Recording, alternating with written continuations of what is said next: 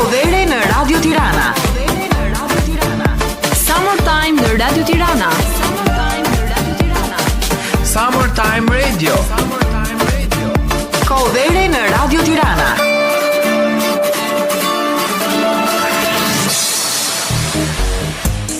Mirëmbrëma miq, mirëmbrëma të gjithëve kudo që jeni duke na ndjekur dhe në këtë mbrëmje të sotme në programin Kodhere këtu në Radio Tirana. Dëgjohemi së bashku me mua Adriana në mikrofon, me Endri në pultin e transmetimit. Dhe do të jemi në minutat në vazhdim së bashku, do të jemi me rubrikat të cilat i përkasin programit Kodhere, por me një të ftuar special. Në fakt e kam njoftuar dhe në faqen e Facebookut, megjithatë për të gjithë juve që jeni sintonizuar në 99.5 MHz këtu në Radio Tirana, ju bëjmë dije se pas pak do të jemi në një intervistë me shkrimtarin e dashurisë, me shkrimtarin tim të preferuar në fakt, Albatros Rexhaj. Do të flasim në detaje për sa i përket krimtarisë së tij, por dhe botimit të tij i cili do të vijë së shpejti për të gjithë fansat, për të gjithë lexuesit e Albatros Rexhaj. Zonja Z. Pas pak më shumë detaje, ndërsa po momenti ju përshëndesim me këngën e cila vjen në hapje të programit Kodhere këtu në Radio Tirana.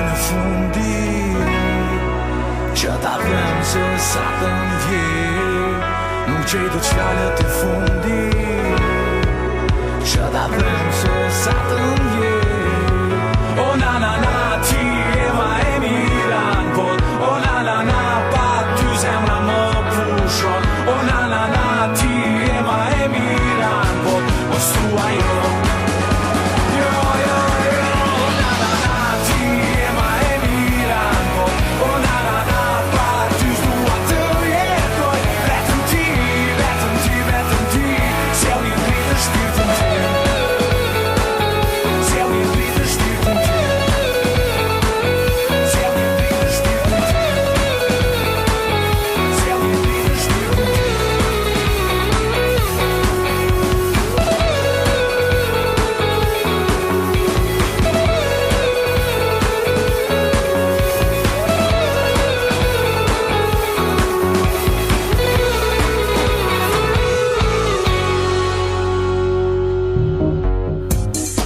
rikthyer në studio pas këngës përshëndetëse dhe ashtu sikurse ju bëra me dije pak çaste më parë, jam me shkrimtarin e njohur Albatros Rexhaj, i cili ka shkruar në fakt disa libra, megjithatë unë do përmend Bombë në Beograd, Ditar dashurie një shkrimtari mjaft i suksesshëm, jo më pak Bombë në Beograd, Edith po ashtu dhe jemi në mezipritje për sa i përket librit Zonja Z. Fillimisht faleminderit dhe mirë se erdhe në programin Kovere këtu në Radio Tirana, Albatros.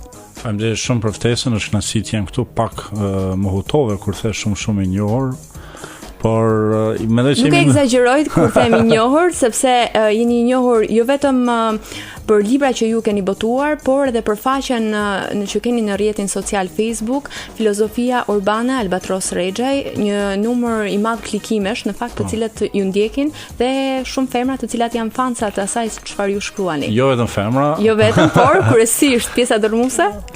Po unë jam i lumtur me faktin njerëzit thonë femra, po nuk është e vërtetë ajo. Mua më ndjekin njëjtë si meshkuj si femrat. Femrat janë më ekspresive, shprehin emocionet, shprehin mendimet. Edhe nuk është të thënë se... A dëshirojnë femrat më shumë se sa meshkujt, se sa burrat? A dëshirojnë femrat më shumë se sa meshkujt, burrat? Unë jam i thtar i ide se gjithçka është e krijuar në çift dhe ekziston një lloj harmonie kundërshtive. Sigur mos ishin meshkujt, as femrat nuk do ta kuptonin dashurinë në kuptimin e vet burimor, dhe njëjta është edhe në anën e kundërt. Tash janë disa gjëra që natyra i ka krijuar ndryshe. Femrat më tepër thithin, ndërsa meshkujt kanë funksionin e kundërt. Por nuk do të thotë që femra ndjejnë më shumë se sa meshkujt apo e kundërta. Për shembull në faqen time femrat komentojnë më tepër, por nuk është të thënë që meshkujt nuk lexojnë. Mua kur bjen shumë të shëtis tash, faktikisht Shqipëria më nuk është e madhe si para 10 vitesh kur me makinë të duaj 8 orë për Kukësit në Tiranë, sot për 4 orë, 6 orë i bjen fund e krye Shqipërisë. Është e vogël. Edhe mua më bjen të shëtis, por është e lartë, takoj njerëz nga Presheva e poshtë në Sarandë. Edhe e vrej që kur ulesh bisedon, ka shumë njerëz që i dinë vargjet e mia më mirë se sa unë, sepse shkrimtari e harron vargjet e veta dhe është fenomen shumë normal ajo. Po kam fituar një bindje se meshkujt shqiptar, unë kam qenë i thtar i kësaj ideje shumë, por nuk kam pasur diçka konkrete të prekshme ta shpreh atë, se meshkujt shqiptar nuk është se nuk ndjej, nuk është se nuk kanë botë të mbrëmshme. Ne mos harrojmë prej kavim, mos harrojmë historinë çfarë kemi. Kemi kaluar një diktaturë në Shqipëri, diktaturë të mbrëmshme në Kosovë, Maqedoni, diktaturë të jashtme prej dikujt tjetër. Gjitha këto e kanë pas atë efektin e vet, edhe në listën e prioriteteve tona, shpreha e ndjenjave ishte e fundit, sepse kemi pas probleme ekzistenciale, kemi pas probleme si të bjetojmë, probleme si të ruhemi nga komshiu, të ruhemi pikë kësaj, të ruhemi pikë asaj, edhe intimiteti nuk ka qenë listën e prioriteteve. Ne sot jemi duke jetuar lirinë. Edhe liria është ankth, është traumë, njëjtë si robëria, është e kundërta, është një lloj ankthi, por tash jemi duke jetuar lirinë dhe po mësohemi me lirinë, edhe bashkë me lirinë vjen edhe ky çasti kur njerëzit fillojnë të lirohen, shprehen, të nxjerrin atë që kanë brenda dhe gjithë janë më tepër delnë sipërfaqe. Do duhet kohë. Në fakt ju shkruani për dashurinë, jeni cilësuar si shkrimtar i dashurisë, por jo vetëm për dashurinë, dhe për probleme të tjera të cilat shqetësojnë shoqërinë shqiptare. A ka mungesë dashurie shoqëria jonë? Jo, ne jemi populli më romantik në, mos them botë, se botë fjalë e madhe, po në Evropë jemi populli më romantik. Nëse shikojmë, analizojmë folklorin ton, do thot deri në kohën e rilindjes, lidhja Prizrenit e Këndej, që fillon ai folklori me nuanca patriotike, dhe atëherë folklorin e kemi pas tipik erotik, madje në shumë gjëra dhe me nuanca të theksuara homoseksuale. Folklori jonë është shumë shpirtënor, është i tërë i përkushtohet dashurisë në gjitha format e mundshme që ekziston në dashuria. Prej një shpatit ja ka lshu syt, ja ka pa rruzat në fyt, ajo është dashur dashni e madhe që një njeri ta bëjë diçka të tillë. Dhe kjo tregon që ne si popull jemi popull i butë, në thelb, gjenetik jemi popull i butë, jemi popull shpirtënor, po historia na ka tjetërsu, kushtet e rana tjetës e kanë bë të vetën. Dhe unë mendoj se me kalimin e kohës kjo ana e bukur e shqiptarëve, ana shpirtënore e shqiptarëve do të vije në shprehje. Po për ta bërë këtë duhet një lloj balanci gjërave. Nuk mjafton femrat thonë jo meshkujt shqiptar nuk ndjejnë, ose meshkujt thonë po femrat shqiptare kërkojnë shumë. Që është shumë e vërtetë, femrat shqiptare kërkojnë shumë do erdhë të çmendin. Po por kjo duhet bëhet një harmoni e kundërshtive, një lloj balanci. Ky është një proces. Unë kam shumë besim në shqiptarin bashkëkohor. Unë jam shumë i lumtur që jam shqiptar në radhë parë. Dhe mendoj se kur i shohim shembuj të shqiptarëve në përbot gjërat që ne i bëjmë, vjen të mendosh se këtu duhet vetëm pak rend, në vendin tonë duhet vetëm pak më shumë shprehje dashurisë, tolerancës, raport me njëri tjetrin, dhe këto mrekulli të vogla që i shohim ne në përbot ndodhin edhe këtu. Dhe mund të jenë më shumë prezente. Albatros, në fakt jam e sigurt që edhe dëgjuesi që na ndjek ka kurreshtje të di më shumë në lidhje me krijimtarinë tënde, në lidhje me ty si krijues, me ty si Albatros. Okay. Në fakt unë do doja të dija kur ka nisur procesi të shkruarit për Albatrosin dhe kur keni filluar të, ose më saktë në ç'formë ka ardhur ky proces të shkruar, kur keni filluar të hidhni shpirtin tuaj në letër.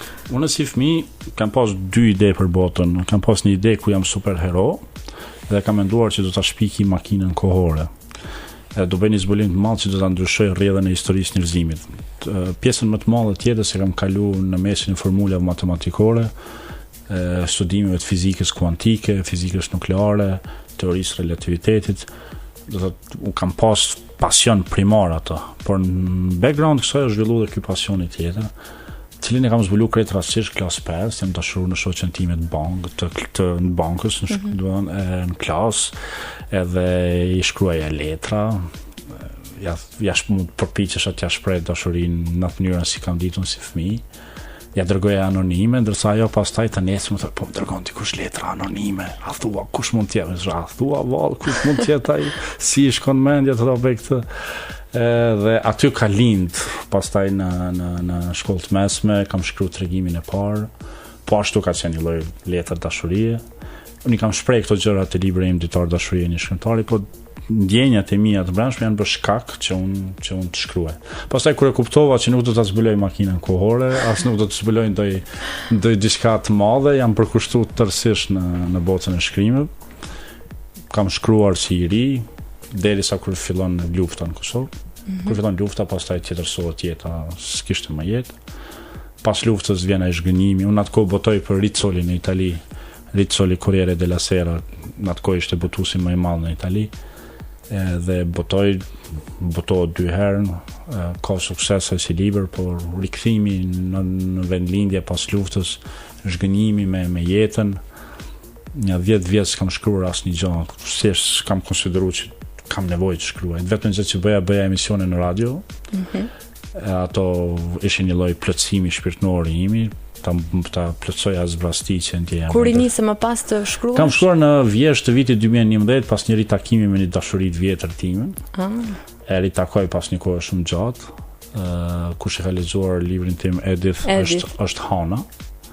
Që unë e përshkruaj aty me emrin Hana, është një dashuri e madhe e jetës time. Natyrisht kur i shkruan njëri në libër, tash i ndryshon gjërat, i bën krijon kontekst artistik, që është diçka tjetër. E ritakoj atë mas 10 vitesh. Edhe i dërgoj një mesazh në Facebook. Edhe aq shumë më pëlqen ajo që i shkruaj, tham unë do të vazhdoj ta bëj këtë. Edhe pastaj kam shkruar, edhe i kam bërë publike. Edhe gjërat janë lidh, edhe s'kam heq dorë. Është, që them, njeriu mund të bëjë shumë çka në jetë. Unë këtë periudhë 10 vjeçare s'kam lënë gjë pa bërë. Kuptimin e plot fjalës, s'kam lënë gjë pa bërë. Edhe kam kuptuar se çfarë do tjetër të bëj, nuk e plotësoj zbrastin brenda meje. Mund të bëj lek, mund të udhtoj, mund të shkoj me femra, mund të luaj komor, mund të bëj gjithçka, po zbrastin brenda meje nuk e plotësoj. Edhe kur kam filluar të shkruaj përsëri, e kam kuptuar se aty e gjej qetësinë shpirtërore edhe ajo ju plotson në një farë mënyrë. Një lloj shkrimi është një lloj shkrimi im është një psikoterapi personale.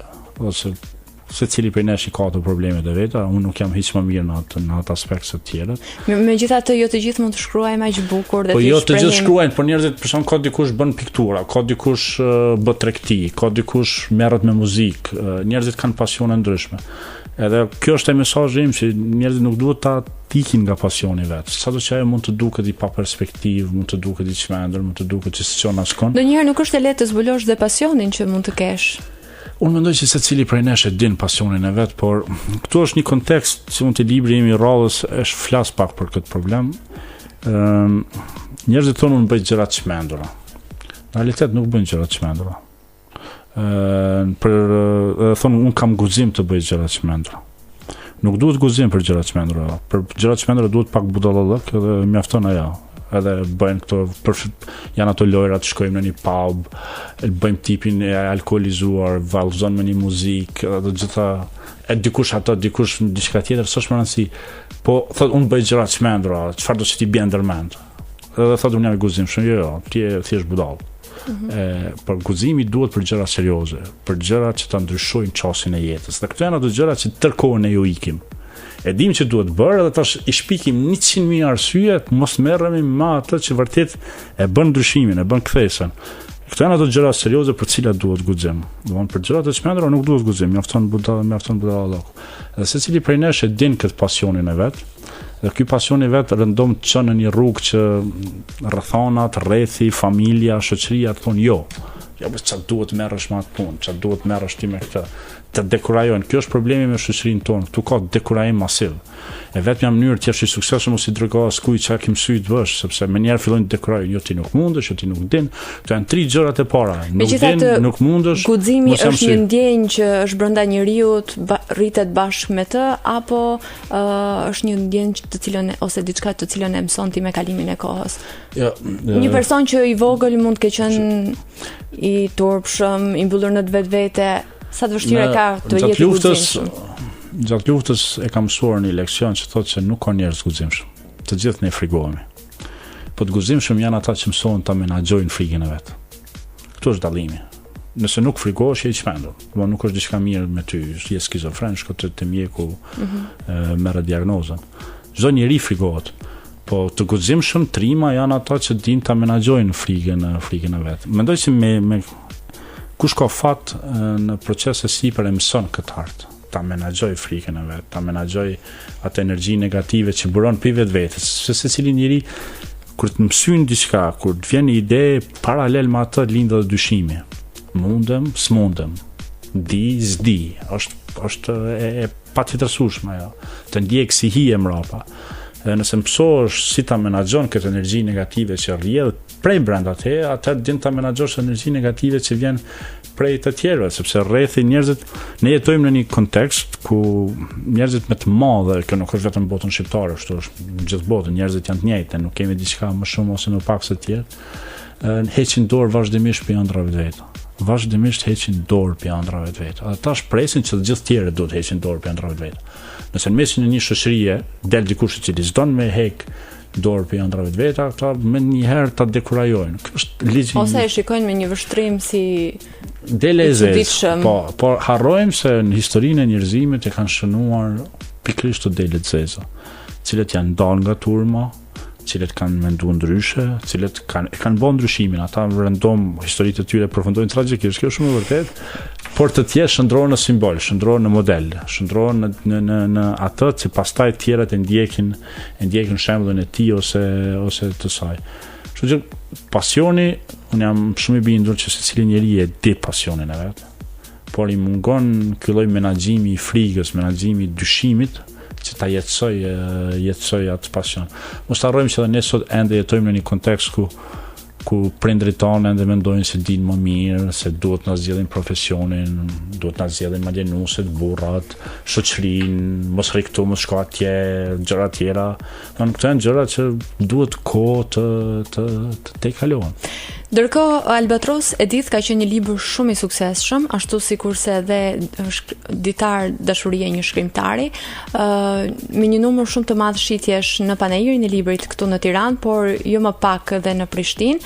Çfarë i bën, le të themi, lexuesit të tërhiqen kaq shumë pas stilit tënd të shkruarit?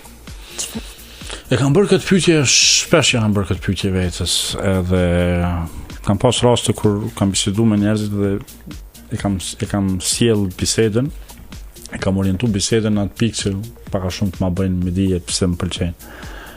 Edhe në hap e sipër e kam kuptuar se është diçka krejt intime ime. Unë nuk pranoj të ndryshoj. Kur kam fillu karrierën, kam pas ëndra të mëdha, ide të çmendura për veten. Kështu ide të një VIP, të bëhem VIP, kështu budalliqe. Me kalimin e kohës e kam kuptuar që ndoshta VIP mund të bëhet një këngëtar, ndoshta VIP mund të bëhet një reper, një milioner, diçka ngjashme. Por një shkrimtar, dikush që mirret me diçka shumë intime, nuk mund të bëhet i tillë. Mund të trajtohet si i tillë, po ai nuk mund të bëhet i tillë, nuk guxon të bëhet i tillë.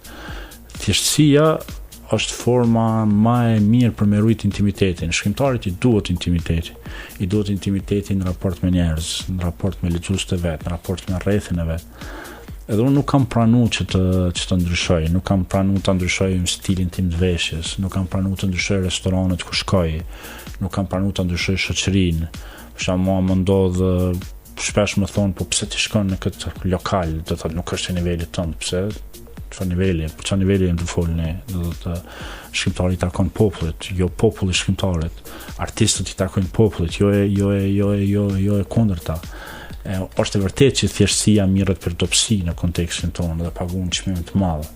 Sepse kur ndalesh dhe bisedon me secilin, ndon dy biseda me secilin, lindin të lashet pa kontrolluar. Por thjeshtësia është mekanizmi më i mirë për me rujt unin krijues. Dhe unë mendoj që lexuesit e mi mua më pëlqejnë pikërisht për këtë, se e kuptojnë që unë shkruaj prej shpirtit, në radhë parë për shpirtin tim. Unë nuk i imagjinoj a më lexon kush apo nuk më lexon. Nuk e kam, jo që se kam atë kompleks, po jam liruar për atë kompleks, jam shumë interesuar të di sa më lexojnë. Megjithatë, ju keni prekur shpirtin e lexuesit dhe pyetja ime është teksa shkruani, cila është më e vështirë apo më e rëndësishme, fjalia e parë apo e fundit? S'ka fjali të parë, s'ka fjali të fundit. Unë sikur mos t'ja ve pikën e ditë ajo nuk përfundon kurrë. Unë ka raste kur shikoj gjërat që kam shkruar para 6 muajve si njerëzit tonë, shumë e bukur, them kush është ai idiot që e ka shkruar këtë. Asnjëherë nuk je i kënaqur me veten, po duhet t'ja vesh pikën e ditë një projekti, në mënyrë që të vazhdosh në projektin tjetër. Po Chelsea është intimiteti. Unë nuk shkruaj mendoj stil caktuar. Unë kam studiuar për dramaturgji, që është për shkrimtar drama dhe teoricien të dramës. Teori dramës. Mundohem ta kultivoj atë që në anglisht quhet dramatic poem. Do thotë një lloj shkruari që mund të interpretohet në skenë, ku gjithnjë je në dialog me dikë tjetër. Ajo e jep gjallërinë, e jep emocionin. Chelsea është te zbulimi i gjërave të vogla intime. Sepse pavarësisht se ne që mendojmë që jemi të ndryshëm, në thelb jemi të njëjtë, edhe të gjithë kemi po të njëjtat telashe, po të njëjtat probleme. Unë mendoj se problemi me letërsinë shqipe sot është ky, sepse shkrimtarët shikojnë ex cathedra pi malit ku babatomorit lart, pi Olimpit poshtë, edhe populli janë diku poshtë atje. Do të jetë e kundërta. Edhe në çastin kur shkrimtari shkëputet për njerëzve, ai nuk ka më për çfarë shkruaj. I shkruan disa teori abstrakte si kupton askush. Shkrimtari duhet të jetë pjesë e njerëzve, duhet të ndjej ato emocionet e tyre, vibrimet e tyre, të dashuroj njëjtë si ata. Edhe mos bëhet ashtu shkrimtari idiot që thotë kjo vepër është vetëm e imja, nuk ka të bëjë asgjë me mua. Po ajo është pjesë e shpirtit tim, gjithçka që shkruaj ka të bëjë me mua. Pra, gjithmonë nisemi nga vetja për bërë diçka. Nisesh nga vetja në rrugë njohja personale, nga përvoja personale. Në rrugë sipër takohesh me gjithë botën. Ndërkohë, nuk po ju pyes se cili është frymëzimi juaj, sepse sapo e that pak a shumë është ajo dashuria çdo çast që ju kaloni me njerëz të ndryshëm, të cilët ju frymëzojnë. Po, unë këtë nuk është që kam shpikun, do të nëse analizojmë historinë e artit të shet që gjithnjë ka funksionuar kështu, dhe nuk funksionon ndryshe. Nuk vjen frymëzimi duke pirë një macchiato ose isha për skaj lumit, bregu detit dhe cicëroj një zog. Jo, nëse je mashkull, kaloj një femër dhe shë dhe shpirtit kërcen, përvlohesh, edhe dëshiron të dish më shumë. Tash, ç'a bën shkrimtari mbindërton, krijon një personazh për te personit fizik. Sepse personi fizik është vetëm një figurë. Personazhi i shkrimtarit është një botë kaj tjetër që mund ndodh s'ka asgjë të përbashkët me personin që e ka ngacmuar. Sepse edhe këtu lind ai akti i dashurisë. Shkrimtari mund dashurohen personazhin tim. Me personazhin që e krijoj unë bind dashuri me personazhin tim, krijoj një lidhje personale me personazhin. Dhe është vetëm një formë se si mund të funksionojë, ndryshe jo. Ndërkohë, her pas here bëhen diskutime ndërmjet miq për sa i përket dashurisë, nëse dashuria është racionale apo jo, nëse dashurojmë sepse ka disa arsye apo dashurojmë thjesht sepse dashurojmë. Unë te libri Edith jam përpjekur t'ja përgjigje në këtë pyetje, kur kam thënë aty se dashuria është pjesë e jetës, po sa jeta është pjesë e dashurisë, do të thotë janë të koduara ato njëra me tjetrën. Është në natyrën njerëzore, thjesht është në natyrën njerëzore dhe nuk ka aty ndoj shkencë shumë të madhe. Nuk ka diçka shumë racionale për ta shpjeguar. Tash njerëzit thonë është kimi, dikush thotë ashtu, dikush. Unë mendoj se është instinkt themelor. Është instinkt themelor që ne e kemi brenda vetes dhe njeriu ka nevojë për dashuri. S'mund të funksionoj pa të. A ka një dashuri të vetme apo?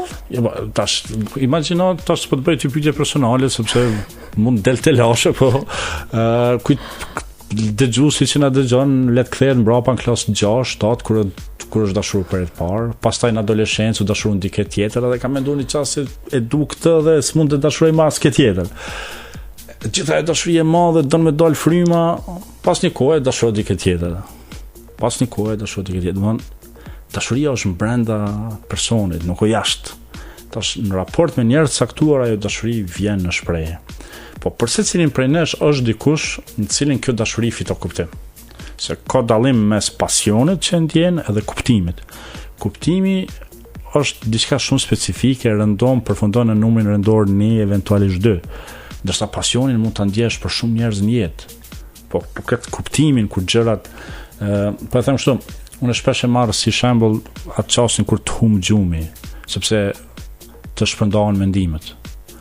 Një mendim Shkodër, një mendim tjetër në Sarandë dhe tik gjumi. Edhe vetmja formë për të zënë gjumi është t'i heshtësh mendimet. Edhe tash ne na ndodh që në situata të caktuara me një person caktuar heshtin gjitha mendimet. Pasioni e fiton një kuptim, nuk është më vetëm vrrull, nuk është vetëm ajo dëshira ta merr, ta çon shtratet, bësh ato gjëra që i shohim nëpër filma, që i bëjmë tarkonës, flasim për ato gjërat, po fiton kuptim. E ky kuptimi është diçka që rëndom funksionon me një njeri të vetë. Mirë, do të ndërpres këtu sepse do të ndjekim një këngë, tekstin e të cilës e ke shkruar ti, sepse shkruan edhe këngë. Po, për qef, këngë të cilat kanë rezultuar mjaft të suksesshme, ashtu sikurse edhe librat tuaj. Në fakt kënga që vjen në këtë çast është interpretuar nga Neki Emra, ka fituar netët e klipit shqiptar, gjithashtu dhe të Videofest. Le ta ndjekim dhe do të rikthehemi në pjesën e dytë dhe të fundit me Albatros Rexhaj këtu në Radio Tirana në Kovera.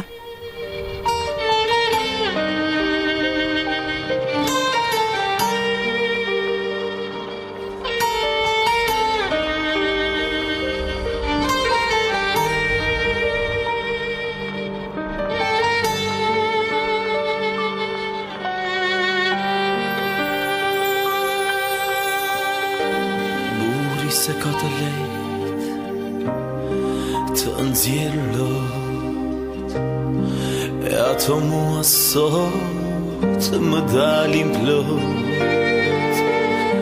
Një dhimbje të madhe e kam në zemër, nuk po më lërat edhe gjumin po më nxjerr. Ndoshta një tjetër jetë do jemi pra bashk, deri atëherë tregom si unë të jetoj, si ta duroj o vetën unë, kur e di se t'humba vet. Të lutem, ti më trego një shen ma jep ti, atë ves apo të pres. Të lutem, veç një fjalë, veç atë e dua nga ti. O ti më trego një shenjë, ti më dërgo, vetëm një fjalë, unë dua të vdes apo të pres.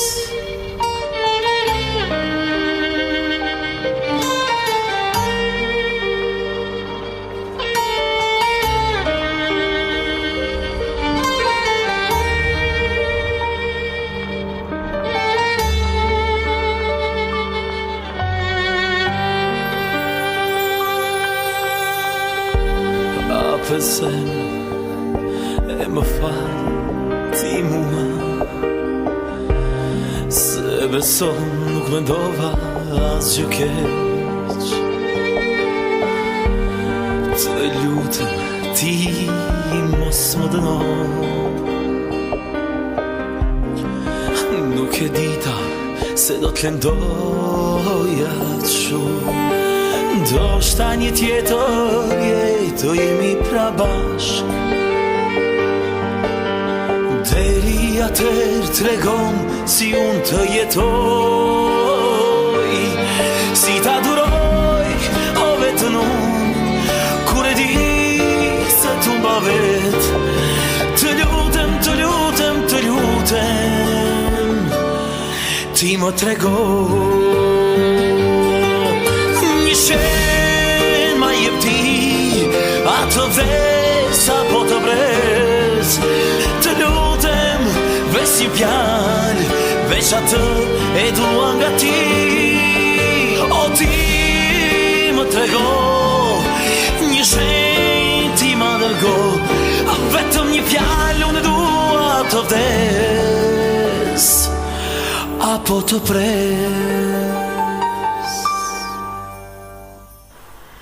Kemi dëgjuar kështu këngën Të vdes apo të pres, kështu mban titullin kënga që saktë po kemi ndjekur, ndërsa jemi rikthyer në pjesën e dytë të transmetimit me Albatros Rexhaj për të vijuar bisedën tashmë për librin që mezi po e presim, Zonja Z. Në fakt do doja fillimisht të na thoje diçka për sa i përket coverit të këtij libri. E kemi parë në faqen e Facebookut dhe të gjithë ata të cilët ju ndjekin e kanë parasysh pak a shumë. Megjithatë, më shumë detaje. Po, unë jam habit me ngazlimin e njerëzve për ballinën, coverin e librit. Unë kam një ide që kur filloj një libër vendos qysh në start për ballinën.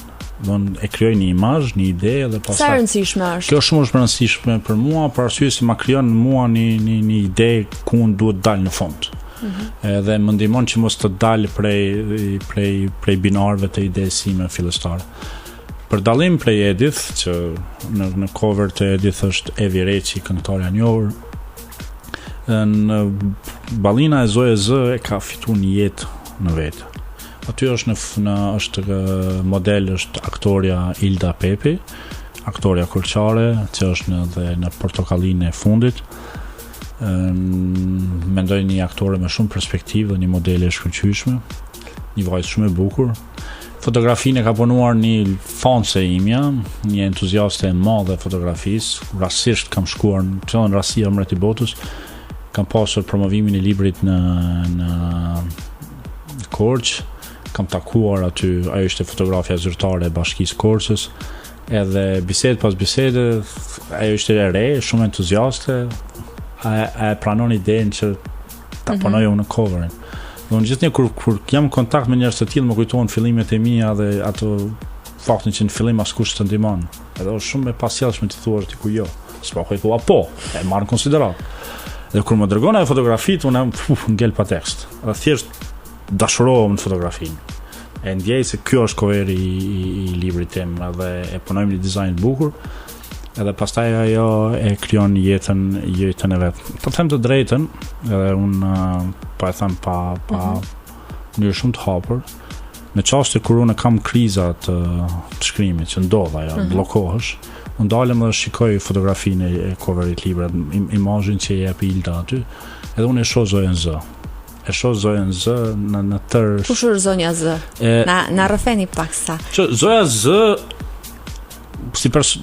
tash flas pak për librin, por kur e kam ndërtuar librin, jam munduar të përshtatem në detaje që të më bëjnë më të afërt mua personazhin tim. Zoja Z është aktore, por e ka një problem shumë të madh. Ajo mund të aktrojë në skenë, po është aktore shumë e keqe në teatrin e jetës. Edhe e thot, pse? Thot sepse në skenë një aktor mund bëj shumë role, po e din që ato janë role. Thot, ndërsa në teatrin e jetës gjithë aktrojnë. Edhe ato aktrojnë keq. Dhe për faktin që aktrojnë keq, një aktor i mirë fillt e nin vetëm shumë keq. Dhe s'din se si të aktrojnë teatrin e jetës. Edhe ka këtë konflikt me botën. Zoja Z flet me botën shqiptare, nuk është nga Hana, edhe është një femër tipike shqiptare e cila e fillon një revolucion të vetin personal. Pra është një personazh patjetër real. Po unë gjithë brumin e marr për dikuj, do të thotë e marr për dikuj. Rëndom nuk i tregoj njerëzve që X ose Y është sepse është diçka krejt intime. Ka dhe një të mund duhet të ekzistojë ai misteri, sikur të puna Mona Lisës, kush është Mona Lisa. Por frymëzimi të vjen për gjërave konkrete. Do të thotë kur kam punu kur kam filluar ta punoj këtë libër, unë kam një proces, jo vetëm këtë libër, por në libra të tjerë bëj hulumtim. Edhe përpiqem ta krijoj personazhin arketip. Personazhi arketip është në teorinë e dramës, tash drama është nëna e gjithë letërsisë. Në teorinë e dramës personazhi arketip shihet si personazhi burimor, për cilit rrjedhin shumë personazhe të tjera. E tash ky personazh arketip në fakt thotë dikush thotë po nuk është një personazh i vetëm, aty janë shumë. Po nuk është që janë shumë, është personazh burimor. Në faktin që është personazh burimor, reflekton dhe komunikon me shumë njerëz. Edhe unë tash komunikoj me shumë njerëz, po në mendje kam një figurë, edhe përpiqem ta krijoj personazhin arketip. Është një çast shumë intim, mbyll syt edhe përpiqem ta shoh veten në shpirtin e personazhit tim.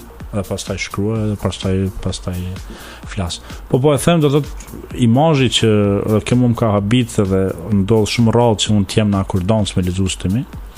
Por imazhi që është kriju te qysh në ballin cover të Zoe Z e jep atë emocionin. Edhe mu shpesh më frymëzon, do të thotë e them shumë thjesht, do të thotë personazhi Ilda në këtë rast si figurë, si model, është fjala në atë fotografi, kemi qartë, do të thotë sepse ajo fotografi e shpreh atë emocionin e kur i kam biseduar me fotografën, ja kam shpjeguar pak a shumë, dhe ajo e ka kap, në atë fotografi e shpreh thjesht luftën e Zoja Z.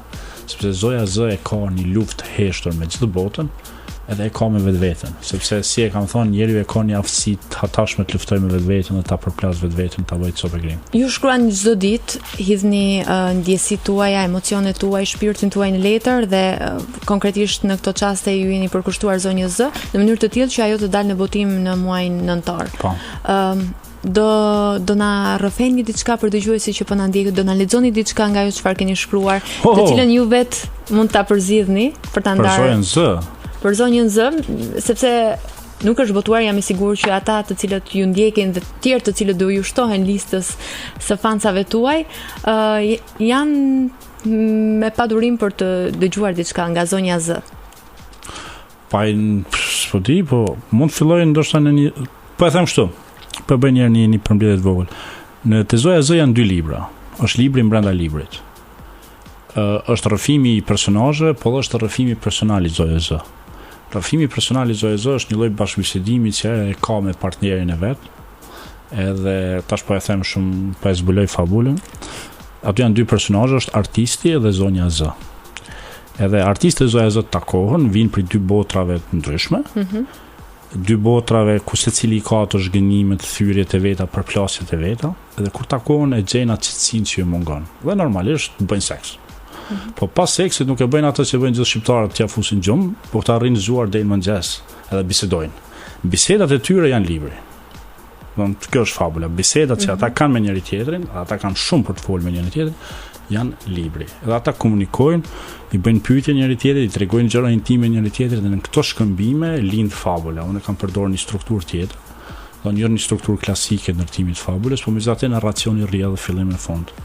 Edhe prekin tema nga më ndryshmet, përfshirë temat e përgjithshme të jetës, ato përplasjet që i kemi njëri tjetrit, edhe tema intime si seksi, orgazma, gjashme, që janë gjëra shumë që thënë ato gjëra që gjithë i bëjmë për cilat nuk flasim. Sepse Zoja Z këtë problem e ka, thotë që ne duhet flasim, pse s'flasim, thotë kur flasim duhet flasim me mendje, duhet flasim budallëçe, sepse kjo ndodh në shoqërinë tonë. Ndryhen emocionet, pastaj kur flasin s'ka kush i ndal. Zoja Z thotë pse unë duhet të përcas se dikush të më marrë seriozisht. Duhet ndodhe kundërta, njerëzit duhet të më marrin seriozisht para se unë të përcas. Po ndërsa përzjedh ndonjë pasazh nga libri. Po. Do doja t'ju pyesja edhe se sa janë femra shqiptare zonja Z. Unë mendoj që çdo femër shqiptare në thelb është zoja Z, sepse kjo Z është për zombi. Ai zoja Z thotë se cila femër e cila vendos të ndjejë ëndrat e veta, të luftoj për ëndrat e veta, duhet ballafaqohet me faktin se doja bëjnë këtë, doja bëjnë atë, doja bëjnë këtë, doja bëjnë atë. Edhe në fund do i shoh dhe njerëzit e dashur se si e braktisin dhe ikin prej saj.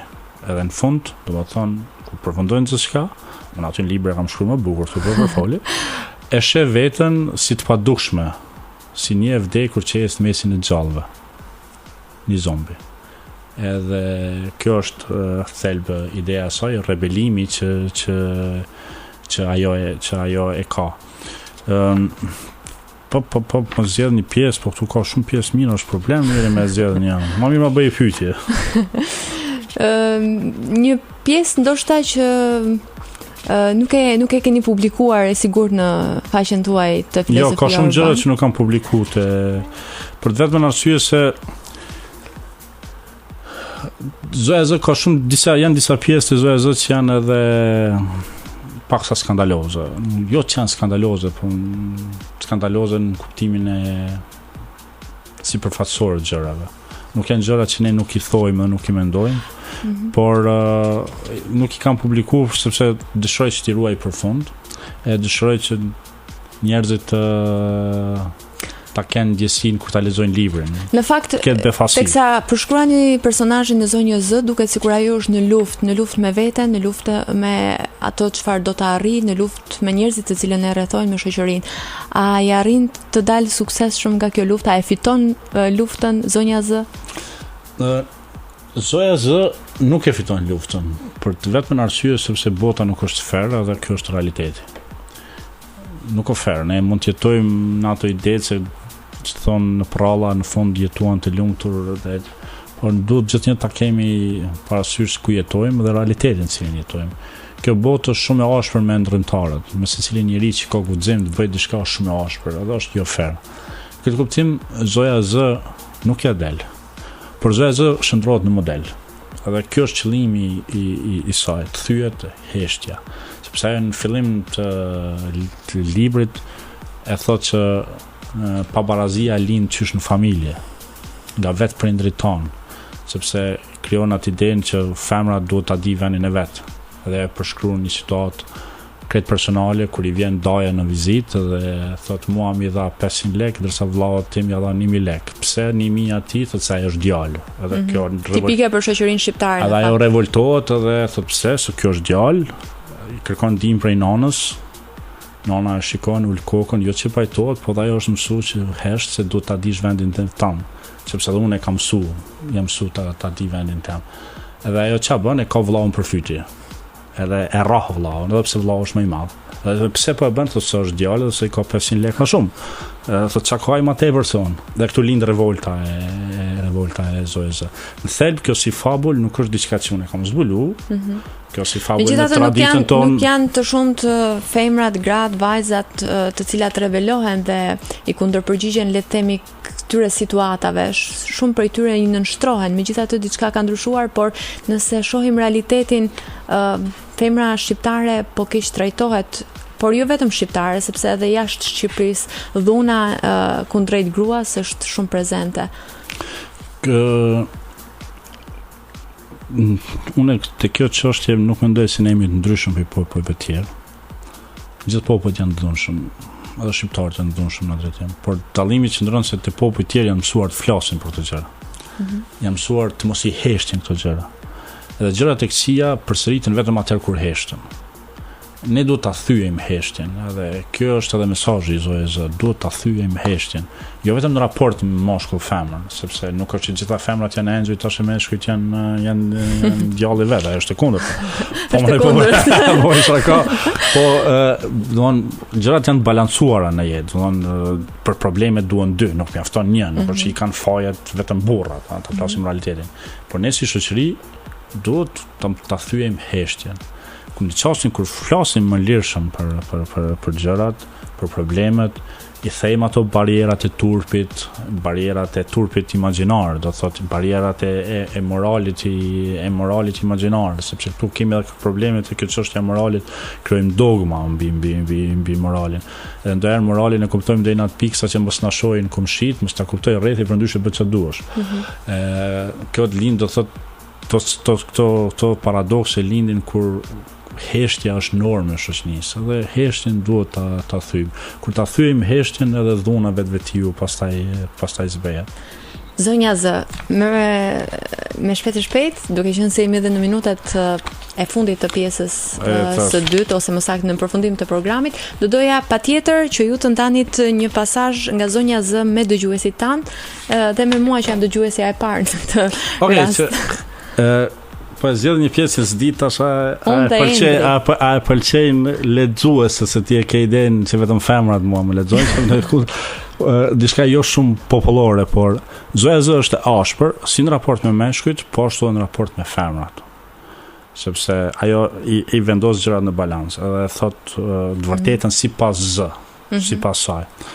Edhe tash në një nga këtu është nota e 12, letra 12 kur kjo ja dërgon artistit ja bën rikapitulimin e bisedës, thotë mbrëm ti më pyete pse femrat gënjejnë. Dhe kjo tash përgjigjet. Nuk do të thosha se femrat gënjejnë, por vetëm se e bishnojnë pak të vërtetën. Por duhet ta kesh parasysh se historitë e femrave nuk dallojnë shumë nga historitë e meshkujve. Dikush më shumë dhe dikush më pak, por të gjithë gënjejnë. Meshkujt gënjejnë sepse kanë dëshirë ta luajnë rolin e personit të rëndësishëm, ndërka femrat gënjejnë për ta mbrojtur veten. Kjo është një pjesë, ashtu po të më diçka tjetër, po gënjeshtra më e butë është për mos përmendje e disa gjërave. Jo marr për lezak gjithë në skoli. Meshkujt nuk mund ta përballojnë të vërtetën, këto nisa nga vetë. Kanë kurreshtje të pafundit që të bëjnë pyetje për çdo gjë, qoftë për gjëra nga e shkuara dhe e tashme, sidomos ajo pyetja sa meshkuj ki pas para meje, qoftë për mendime, dëshira dhe ëndra të një femre. Dhe më pas nuk mund të përballojnë përgjigjet, se ne bëjmë pyetje, por kemi dëshirë përgjigjet ti marrim ashtu si i kemi menduar vetë, jo të vërtetën. Pavarësisht asaj çka deklarojnë, për shembull se janë mendje hapur dhe të mirë kuptueshëm, se të duan ashtu siç je, me të gjitha të mirat dhe të këqija, në të vërtetë ata duan të dëgjojnë vetëm ato përgjigje që u përshtaten. Në një situatë të tillë është më mirë ti heshtësh disa gjëra. Gënjeshtra më e butë është mos përmendja e disa gjërave dhe jo ndryshimi i tyre. Kjo është diçka që do të mund të cilësohej si pafajësia e gënjeshtrës. Ti më thua se kjo vlen edhe për meshkujt, sepse dhe ju e bëni të njëjtën, se dhe ju besoni se femra nuk mund ta përballojë të vërtetën. Tash kjo kalon në anën tjetër. E gjashme kjo është një pjesë pak e zgjedha, pak më të butë, se këtu ka pjesa më të s'ti kam lexuar kështu privatisht. Por edhe një në fund ti mbrëm më pyete se si duhet kujdesur për krenarinë e një femre. Është të thjeshtë. Mos harro ta shprehësh vlerësimin për çdo gjë që ajo angazhohet, durim që t'ja përfillësh mendimin, përkraje për nevojën e saj për të llastuar, mirëkuptim për dashurinë që e kultivon ndaj gjërave të bukura, përkushtim që ajo të ndihet rahat dhe e lirë nga sikletet e vogla, dhe mbi të gjitha respekt për brishtësinë dhe delikatesën e saj. Shumë punë të madhe duket sikur kanë meshkujt, sepse gjys për gjys a mund t'i bëjnë këto? Po unë mendoj se në raport i bëjnë në fillime. Po në raport me femrën e caktuar, këto e thot zoja Z. Femra duhet ta bëjnë pyetjen pse meshkujt e bëjnë fillime se bëjnë më vonë. Nuk është problemi i meshkujt, por problemi i femrat. Sepse thotë se femrat mësohen me idenë që tërkohën duhet i marrin gjërat. Jeta është balans, do të thotë nëse një mashkull e bën atë hapin e madh në fillim, do të marrë diçka në përtej fizikës. Ne jemi qenie shpirtërore, edhe meshkujt janë qenie shpirtërore. Dhe duhet femrat të japin diçka, jo vetëm të presin. Kjo edhe këtë e thot zoja, thotë se shumica një pjesë e femrave të ne thotë kanë idenë se vetë gjërat duhet ju vinë. Jeta nuk funksionon ashtu. Ne kemi një fjalë shumë të bukur në gjuhën shqipe që nuk ekziston në gjuhë tjetër. Marrëdhënie. Rënja është marrje dhe dhënie. Merr dhe jep. Po aq sa merr, po aq sa duhet t'japësh. Edhe Z e thot këtë në libër.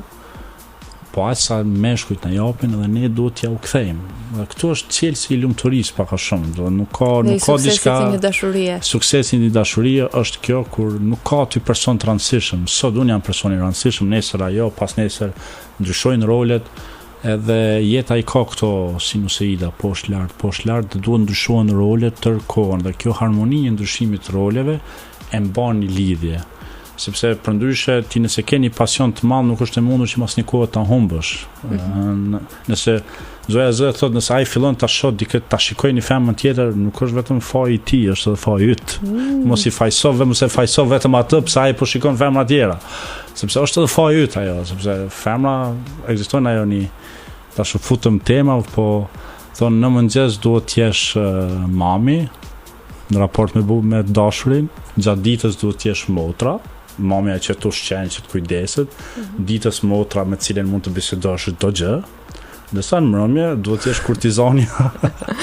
Duhet t'i bësh të treja rolet. Të treja rolet mbrëna një dite. Ashtu sikurse edhe bashkëshorti ose i dashuri duhet të ketë 3 role tek. Unë e thash do të jeta është harmonia të kundërtave, po thelbi i kësaj, po e përmbyll gjithë këtë bisedë, është se njerëzit duhet fillojnë ta dëgjojnë njëri tjetrin. Zoja Zë thotë ne sot flasim me frazat pa kundërshtueshme. Japim një sentencë, një fjali e pa kundërshtueshme dhe nuk dëshirojmë të dëgjojmë mendim kundërt. Edhe atëherë kur të dy njerëz, qofshin lidhje, qofshin politik, qofshin biznes, qofshin shoqëri, kur komunikojnë me frazat pa kundërshtueshme, aty nuk ka komunikim.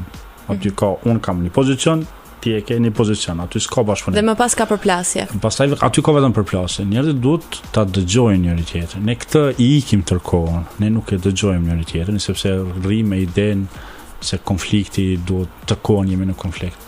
Edhe kjo bartet pastaj edhe në lidhje. Në fakt gjatë gjithë kësaj bisede ju përveç se keni rrëfyer pak për sa i përket krimtarisë huaj, librave tuaj, disa koncepteve, keni dhënë dhe disa këshilla. Çfarë do t'i sugjeronit ata që po na ndjekin? Cila do të ishte një mesazh përmbyllës të cilin do donit ta transmetonit tek ata që po na ndjekin? Unë po jap një mesazh këtë personal dhe kur shpesh më bëjnë pyetjen cili është cilësi i suksesit tonë. Unë jap një gjysmë përgjigje, sot do ta jap përgjigjen e plotë. Cilësi i suksesit tim është se unë nuk shes mend. Ose nisëm për parimit që njerëzit kanë mjaftuar mend për vete, nuk kanë nevojë për mend të albatrosit. E dyta, kur jam liruar nga ideja që jam gjeniu i vogël i botës, ka ndryshuar shumë çka. Jeta është proces i vazhdueshëm i mësimit. Edhe kur e pranojmë këtë, do të thotë se është proces i vazhdueshëm i mësimit, të jemi të hapur në raport me ide të ndryshme. Unë jam shumë i hapur në raport me njerëzit, me mënyrën se si i shtrojnë mendimet, edhe aty mësoj. Shpesh kur harroj të shkruaj, futem komunikim në Messenger, në Facebook me njerëz.